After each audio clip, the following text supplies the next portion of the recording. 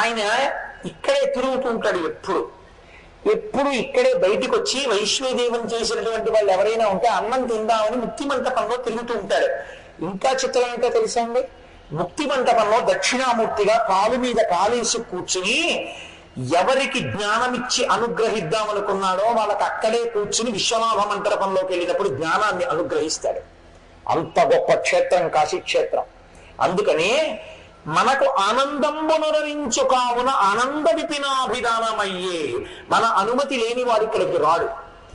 మన అనుమతితో లోపలికి వచ్చిన వాడు అంటే వాడు మనవాడై ఉన్నవాడు అని గుర్తు. ఎవడు పాపిష్టయో, ఎవడు దుష్కర్మముల యందు ఉంటాడో అటువంటి వాణ్ణి నేను ఇందులోకి రానివ్వను. చూస్తూ ఉంటాడు కాలభైరవుడు, చూస్తూ ఉంటాడు గుంటి గణపతి. కాబట్టి వాళ్ళు రారు. లోపలికి వచ్చారు అంటే మన బిడ్డలే, లోకమంతా మన బిడ్డలే, కానీ వీళ్ళు మన ప్రేమని పొందినవారు. కాబట్టి తల్లిదండ్రులకు అత్యంత ప్రీతిపాత్రమైంది ఏంటి? తమ బిడ్డలను చూసుకోవడం. ఒక స్థితిలో పెళ్లి చేసుకోవడం ఇష్టం, ఒక స్థితిలో డబ్బు సంపాదించడం ఇష్టం. కడుపున బిడ్డలు పుట్టిన తర్వాత తండ్రికి తల్లికి ఏది ఇష్టం అవుతుందో తెలుసా అండి? అందున ప్రత్యేకించి తండ్రికి బిడ్డల యొక్క వచ్చిరాని మాటలు వినడం ఎంత సంతోషంగా ఉంటుందో. హిరణ్యకశిపుడు అంతటి వాడు ఒప్పుకున్నాడు. ఆయన అన్నాడు, ఆ పిల్లల మాటలున్నాయే అవి జనకులకు కర్ణయుగలి సద్భూషణములన్నాడు. చెవులకు పెట్టుకున్న ఆభరణాలు లాంటివి వచ్చిరాని మాటలు పిల్లలని. కాబట్టి ఆ పిల్లల్ని చూసుకోవడం ఎంత సంతోషం. కాశీపట్టణంలోకి వచ్చాడు పిల్లాడు, ఇక్కడికి వచ్చి ఉన్నాడు, ఎవరికి ఆనందం అవుతుంది? ఇప్పుడు మీకు కాదు. జగత పితరం వందే పార్వతీ పరమేశ్వరం. నేనున్నాను, ఏదో మా అబ్బాయి మా అమ్మాయి నా దగ్గరికి వచ్చారనుకోండి, లేదా మా అమ్మాయి అల్లుడు మా అబ్బాయి వచ్చారనుకోండి, ఇంకా వాడికి వెళ్ళలేదు కాబట్టి వచ్చి ఏదో ఒక వారం ఉండి నాన్నగారండి బయలుదేరుతామండి అన్నారు అనుకోండి, నా మనసులో వెంటనే ఏం రా వెళ్ళండి అంటానా? ఇంకొక వారం ఉండకూడదురా అంటానా? అది తండ్రి హృదయం. పిల్లల్ని చూస్తే ఎంత సంతోషము పొంగుతుంది హృదయం. ఈ ఆనందం మనకిస్తుంది. మనకున్న ఆనందం లోకానికి ఉండేది కాదు. మనం ఒకరికి మోక్షానందం ఇవ్వగలిగిన వాళ్ళం. కానీ ప్రేమ యందు మనమే లోకానికి అంతటికీ తల్లిదండ్రులు. వాగర్ధాయుగు సంవృత్తం వాగర్ధ ప్రతిపత్తయే జగత పితరం వందే పార్వతీ పరమేశ్వరం. అటువంటి మనకి మన పిల్లలు ఇంటికి వస్తే చూసుకుని మురిసిపోతాం. మళ్ళీ 9 రోజులు ఉన్నాం, 10 రోజులు ఉన్నాం, 3 రోజులు ఉన్నామని వాళ్ళు వెళ్ళిపోతుంటే అదిగో వెళ్ళిపోతున్నారు, వచ్చారు, ఇన్నాళ్ళు ఉన్నారు, వెళ్ళిపోతున్నారు, ఏమిటో మళ్ళీ ఎప్పుడు వస్తారో, మళ్ళీ ఎప్పుడు సంకల్పం చేసుకుంటారో అని మనకి దండగా ఉంటుంది. మళ్ళీ ఎవరో పిల్లలు వస్తూ ఉంటారు, మళ్ళీ ఆ పిల్లల్ని చూసుకుని కాసేపు ఈ పిల్లల గురించి మర్చిపోతూ ఉండడం. ఏదో పెద్ద కొడుకు వెళ్ళాడు, రెండో వాడు వచ్చాడు, రెండో వాడు వెళ్ళాడు, మూడో వాడు వచ్చాడు, మూడో వాడు వెళ్ళాడు, ఏడో వాడు వచ్చాడు. సంతోషం లేదు. అలా మనకి ఆనందం ఇస్తుంటుంది ఈ పట్టణం.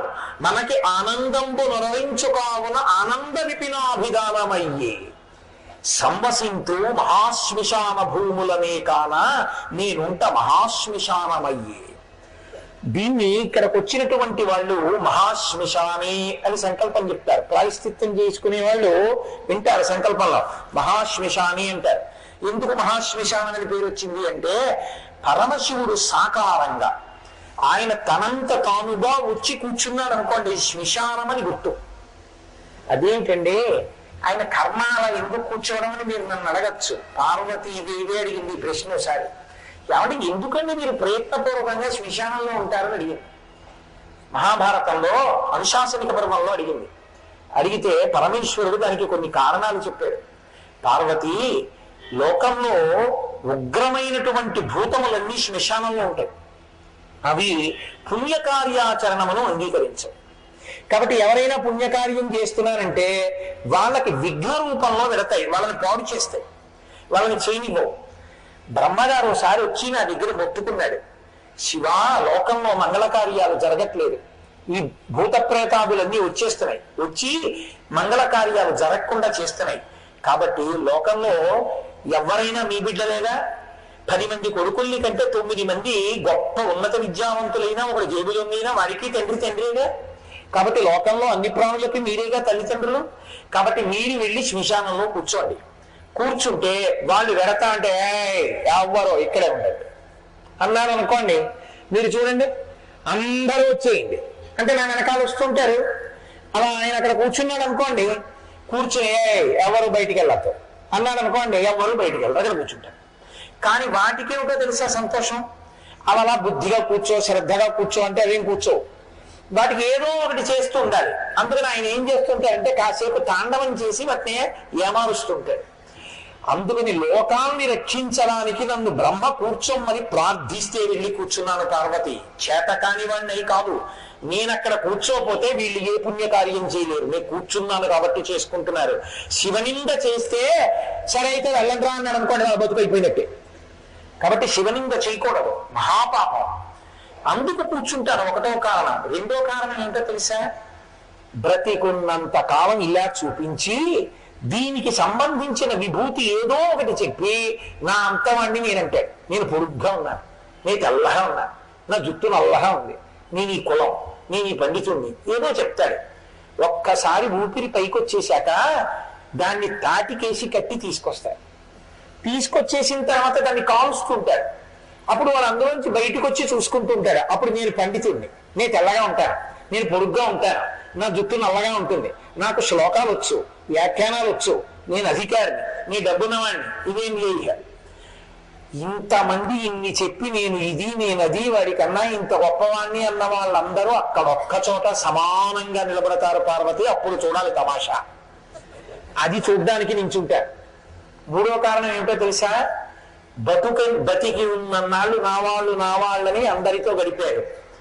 తీసుకెళ్ళి అక్కడ పెట్టేసిన తర్వాత కపాల మోక్షం అయిపోయింది, వెళ్ళిపోమ్మని సంజ్ఞ చేయగానే అందరూ వెళ్ళిపోతారు, ఎవరు ఉండరు, వీడొక్కడే ఉంటాడు. బిక్కు బిక్కు బిక్కు బిక్కుమంటూ ఉంటే తోడన్నవాడు లేక ఏడుస్తుంటే నేనున్నాను లేరా అని చెప్పడానికి నేనున్నాను పార్వతి అక్కడ అన్నది. కాబట్టి ఆయన కారణాలు చెప్పి ఇందుకున్నాను పార్వతి, చేతకాని వాణ్ణి కాదు, నాకేమీ కాస్త స్థలం ఇచ్చేవాడు లేక కాదు, ఈ సమస్త బ్రహ్మాండముని నేను సృజించాను, బ్రహ్మని సృజించాను, నాకు పెద్ద లెక్క కాదు, కానీ లోకం కోసం ఉన్నానన్నాడు. అంతటి మహానుభావుడు. కాబట్టి ఎక్కడ నేనుంటానో దాన్ని శ్మశానం అంటుంటాడు. అసలు ఇంకొక రహస్యం ఏమిటో తెలుసా అండి, అసలు ఈ లోకమే పెద్ద మహాశ్మశానం. ఎందుకో తెలుసా, నేను ఇప్పుడు మాట్లాడితే ధ్వనితరంగాలకు చచ్చిపోయాయి ప్రాణులు, నేను కాళ్ళు ఇలా కదుపుతుంటే చచ్చిపోయాయి, నేను మళ్ళీ ఇలా చేతులు పెడితే కొన్ని పురుగులు చచ్చిపోతాయి, నా నోట్లోకి వెళ్ళి కొన్ని చచ్చిపోతాయి, మీ అందరూ కూర్చున్నప్పుడు మీ కింద కూర్చుని ఎన్నో చచ్చిపోయాయి. చచ్చిపోయిన ప్రాణులన్నీ బ్రహ్మాండంలో కలిసిపోయే ప్రదేశం శ్మశానం అయితే అన్ని చోట్ల ఇన్ని ప్రాణులు చచ్చిపోయి బ్రహ్మాండంలో కలిసిపోతున్నది శ్మశానం కాకుండా ఎందుకుంది? పైగా శరీరం అంటే చిట్ట చివర శ్మశానంలో కలిసింది, కానీ చచ్చిపోయే వాళ్ళందరూ శ్మశానంలో చచ్చిపోవట్లేదుగా. ఇళ్లలోనే చచ్చిపోతున్నారు, హాస్పిటళ్లలోనే చచ్చిపోతున్నారు, సినిమా హాల్లో చచ్చిపోతున్నాడు, తింటూ చచ్చిపోతున్నాడు, తాగుతూ చచ్చిపోతున్నాడు, పడుకుని చచ్చిపోతున్నాడు. అప్పుడు శ్మశానం కాందేది?